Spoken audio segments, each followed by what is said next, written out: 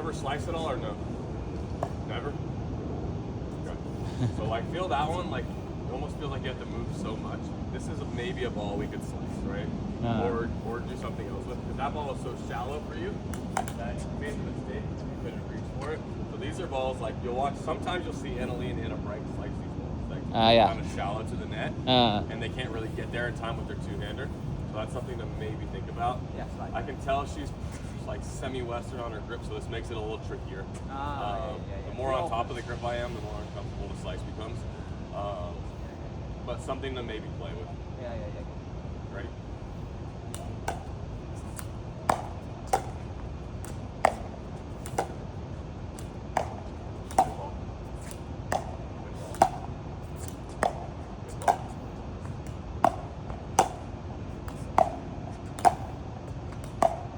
See what I'm testing right now? I'm seeing if she'll take a ball. So, you see where those balls are bouncing? We gotta work on taking some of these balls out of there. So for me, what I'm thinking about, and again, like on the backhand, so on the forehand you can definitely. So usually what I'll do here when I'm hitting a two-handed backhand, once I hit my two-handed backhand, I come back to one hand. So it's up to you guys, kind of how you want to go about game style here. I'm gonna hit this two-handed backhand, and then instead of shuffling middle and leaving my second hand on it, I'm actually gonna come back to one hand. And this is for purposely of me getting some more reach out of this, right? If I leave my second hand on this, and let's say I get a ball high on my backhand, and you'll see a lot of girls, they will speed up with the two-handed backhand initially, but it's probably worth working on a one-handed backhand speed up just to play with it and see if we can do it, right? If I'm reaching for this ball, I'm going to make a lot of mistakes with two hands. But if I have one hand on this, it's a lot easier. This is generally what I'm doing. I'll hit two-handed backhand dink, boom, and then I'm right here. Looking with one hand, because that's maximizing my reach. So semi-western is going to be tricky to hit the one-handed flick, so maybe she doesn't do it with her grip, or maybe she switches grip in between. I don't know. She could. But that's generally like what I'm thinking about there. You're switching the grip actually. And me, not really. I'm pretty contied, so you can see like her grip's here. Eastern, I would call hers like more semi-western. This is still, I would say this is semi-western. I would call this, like, this is Eastern. I'm continental. And the reason I'm continental is easy to switch from forehand to backhand. This now, like, once we grip here, it's really tricky to hit one-handed backhand balls. So, things to mess with. I would look at a lot of the higher level girls' grips, like Anna Lee, Anna Bright, Tyra, and just see how they're holding the paddle. Tyra and Georgia and Anna Bright are like decent on the backhand flick. Like probably Tyra has the best one. So I bet her grip's a little bit more continental than the other ones. I bet Anna Lee and they're a little bit more Eastern, which makes this trickier. At least it's Eastern, right? What? At least she should do Eastern, right? Like she's gonna have to. She has to be comfortable with her grip. So it's worth kind of playing with different grips and seeing what I'm comfortable with. I can hit a two-handed backhand from Conti. So what's the value of Eastern or semi-Western? It's probably more baseline. Not at the kitchen out. Feet or maybe. Watch your feet. Move that one. We'll do a few more.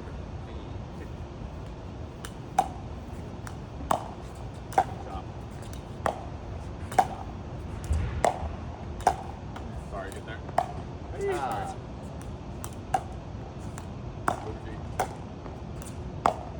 Shot.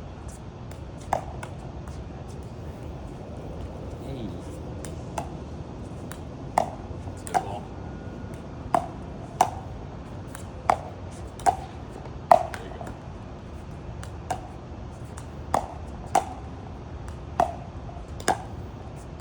Volley, yeah. So what my thought process here is, whenever I hit a good dink, and again, I'm tall with long arms, whenever I hit a good aggressive dink, and especially when I'm forcing a half volley with my dink, what's my first thought? What do you think? What's my first thought? What am I going to try to do with the next ball first? If I hit a really aggressive dink. Let's say I hit this dink, so Rico. And I know her dink's coming back probably. I know at that point she's probably dinking this ball because I hit a good dink, right? I'm going to leave it. But my first thought is actually the ball. Whenever I hit a good ball, my first thought is volley. Again, I'm tall with long arms. This makes it a little bit easier for me. Conti probably also makes it. Yeah. If I hit this ball to Rico, right? Yeah. I'm leaning in looking, right? Okay. So that's kind of like, I know if I hit a good two-handed top spin dink and they're half falling, I know this is coming back as a dink already. But now I'm cheating by leaning in. Does that make sense, kind of? With the pressure. Yeah. So that's something she could work on, and we could potentially work on sometime one hand stuff, or like she just leans in with two hands and tries to grab it down the air with two hands. Okay.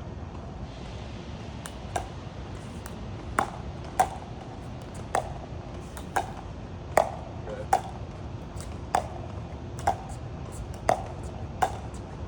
Back. Shot. Volley. Good. Whee. Coming out.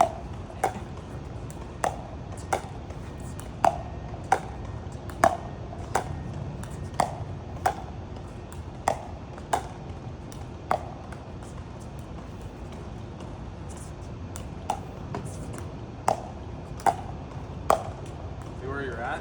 Feel how that makes it weird, right? So you hit a good dink and then you're like 2 feet off the line, and that'll make your next shot harder. So this is why I like to stay close to the line when I hit good dinks. You can play with this, but I would say stay close to the line when you hit good dinks. One thing I can kind of tell, I feel like you're hitting the back of the ball a little bit under two-handed dink. Rather than coming around the outside a little bit more. Does that make sense? Does that make any sense? Okay. So, if I'm like, let's just say I'm hitting a 4 the ball's here. Would this be, what part of the ball? Inside, back, or outside? What part? This is the back. Okay, so if I was going to hit this straight, this would be the back. Where's the back? Outside. So now I can imagine if I'm hitting on this angle, what's that? What part of the ball is that? This is the back.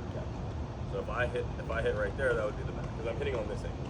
So like this would be the back of the ball there, and then that's the back of the ball. Does that make sense? This is what we have. Okay. So when we start to, like, I can see you coming around it a little bit, which I do like. When we try to hit too much of the back of the ball here, we're gonna make more mistakes and we're gonna get more depth on the ball. So I want to actually start to come around the outside of this ball more. Outside, outside. And this is gonna give me more shape to the dink and pull them a little bit wider. Okay. So that means here, that doesn't mean I can't wrist lag. That just means wrist lagging creates more wrist action. So if I lag my wrist a bunch here, see my left wrist. Now I tend to want to hit more in the back of the ball unless I sweep around this. What we can do different is we can just set right here. Instead of like setting to here, you just set right here. So this is going to help you be a little bit more consistent. Disguising things is a little bit trickier. So like if I want to start to disguise things, we can start to wave around it. It just makes there's more movement going on, right? So, but a lot of times we can just set here and then go there, right? So instead of my paddle tip pointing to the fence more, it's pointing in between the fence and the net. And this will help you hit the outside of the ball a little bit. Yeah, it's always with the outside, right? Yeah, when I'm going cross, so let's say I want to hit this ball middle. So I want to mix up my middle dinks with my. Now I want to hit this ball middle. I'm going to actually end up hitting a little bit more back of the ball. But going cross, I'm definitely hitting that. And that's what's like. But what creates a lot of inconsistency here is when people are trying to do too much of this. You can see I'm trying to hit the back of the ball. Or they're trying to use too much wrist. Starting from. Yeah. So. Yeah, I mean Hayden does a really good job of this. You watch Hayden dink. He gets here. Super repeatable, right? I just set here. Starting from It's like that's gonna give me good consistency, and then if I choose like I want to be deceptive with something, I can start to like try to go do more with it. But it's just you're gonna lose something. Watch it. Let's do a couple rallies, and then I'll feed you some balls, and then we'll go back to baseline. Close to the line.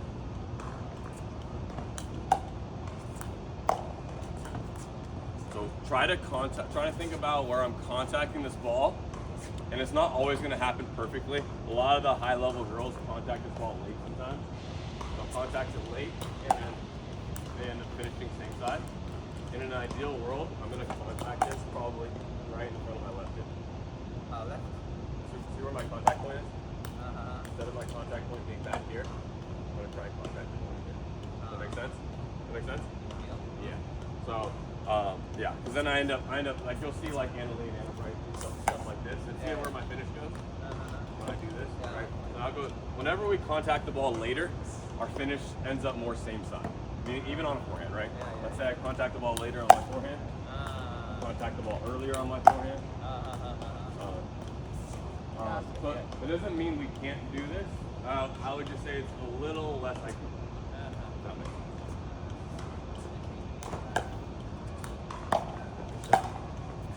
Good footwork, nice footwork. Ball. Good. Good. If you want to attack one, you can attack one. Good shot.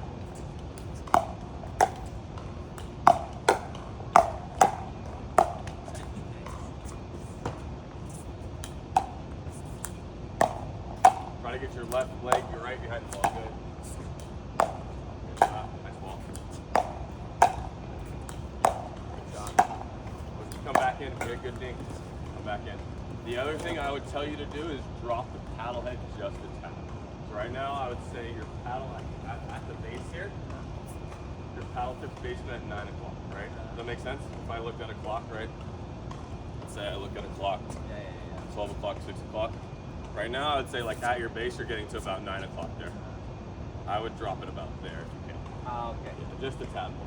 Like, I don't want to drop it too much, but just a tad below parallel.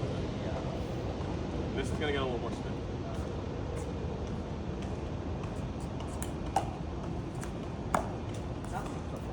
No.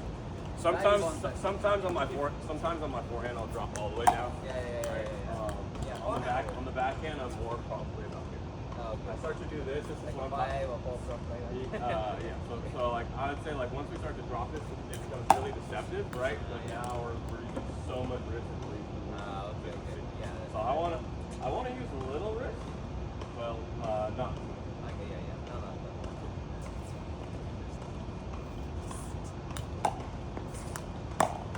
No. Oh, trying to get that.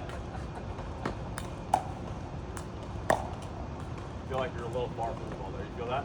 I don't want to feel my arms be fully extended when I'm doing this. I want a little bit. I don't want them T-Rex. I don't want them fully extended. Somewhere in between.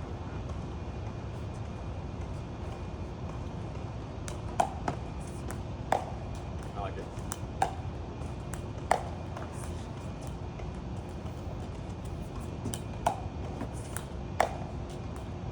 So try right now. Your finish is kind of there.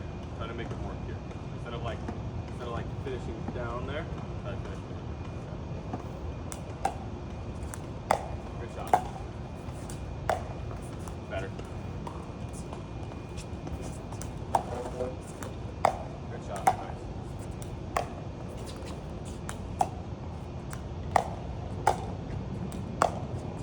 Around the outside. Turn. Some of these, depending on the ball, we're gonna turn our shoulders a little bit, right? Turn, right? So Yeah. just a tap, Yeah. right? Like it depends on the ball. Some balls are shallower, and I might not turn my shoulders in, Okay. right? But some of these that I get pulled wider on, Yeah, little bit. see now, this is what kind of I'm looking at. If I hit the outside of the ball from this stance, what's gonna happen? What do you think? If I hit the outside of the ball from here, what's gonna happen? So this, if my stance is too open there on these balls, I'm gonna miss. This is why you're missing some of the Yeah. things. Okay. So just a little bit of. Yeah, there you go. Good job, guys. Good there. And then that shallow one, we can stay more square on if we want. Like we can go left leg in front on that shallow one. We can go right leg in front on the shallow one. But the ones that are kind of pushing us back a little bit, we're going to start to almost feel like we're lining our feet and our hips up to our target. Outside of it. There you go. And my left foot. So our targets are going to be like right here and right here. They're going to be our two main targets here. We'll do like 2 more rallies and then we'll wrap it. Good shot. And my left foot a little bit more outside the ball. Get around it. around it.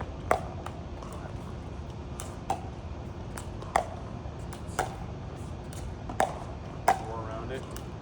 There you go. Better. One more. Shot. Shot. Shot. Get there. Good shot. Good ball. Sorry. So, what do you think? Volley. So, I know we're repping the two-hander, but in the end, like, our goal is what? When we're hitting this dink, what's our goal?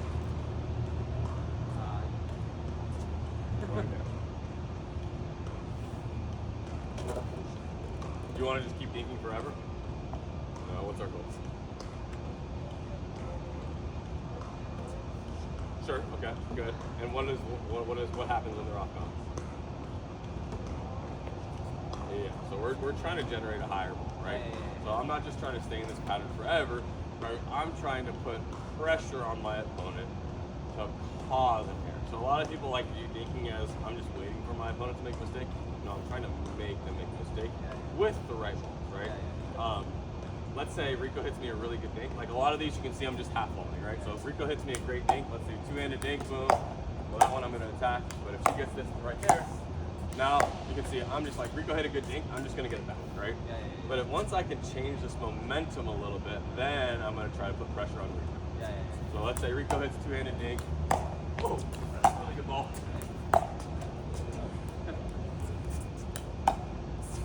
Let's say that's a good ball. I'm going to try and get out of this defensive position. My goal is to get out of this defensive position that I'm in initially.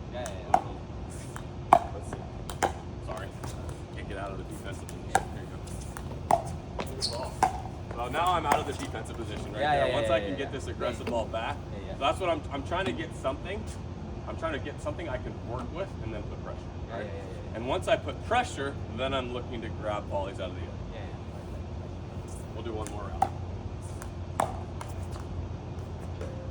More up, go up. Around the outside. And see, once I can grab that volley, I put the pressure, make her off, like you said, off balance, and then I can grab the volley. And when I grab volleys, what does that mean for her? She has less time to recover. So this is why volleying is really important, especially when I hit good dinks, I pull them out of position. Now I can use the space that I've opened up a little easier. Another good scheme, I don't know how much you're dinking when you're playing, but what I've been working on a little bit here is dinking middle, pulling the middle, and then going wide. So I'll dink Rico middle, she'll come back to my left foot, and then I'm going to hit top foot over here. Let's see if I can get back on offense here. So I'll try to hit me a deader ball to my wide. So a lot of times when I put pressure middle, this generates a half volley, and then I can go back wide, right? So this is something you can work on too, like pull them middle first and then pull them wide. Or if you feel them staying wide, we can dink middle, or if they're staying too wide, then we can just dink up middle. Okay. Let's that is with dink on the middle. Yeah. So we should mix up our spots. This actually works really, really well because now I've pulled them middle, and now once I get this ball here and Rico's one step middle, go one step middle, and I get this ball back here, now I've created that space there. Right? So now this becomes more effective. Once I pull them with the middle, because I think maybe pop up easier to pop up so that Yeah. I think this, what you're gonna find is a lot of people are just guessing you're gonna hit there. So they're standing a little further this way, right? So now I'm gonna use this space. Right? Let's do a few reps here. I'm just gonna feed you some balls. You hit some two-handed dinks, and then we'll move on with that. Ready?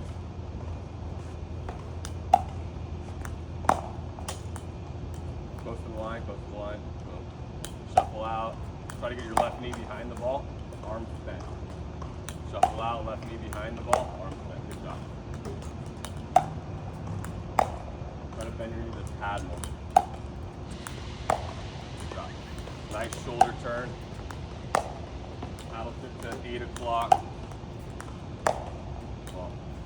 Little shoulder turn, nice bend in your arms. Try not to have, that one feels like the arms are straight. Try to have a little bit of bend. Good job. Nice turn.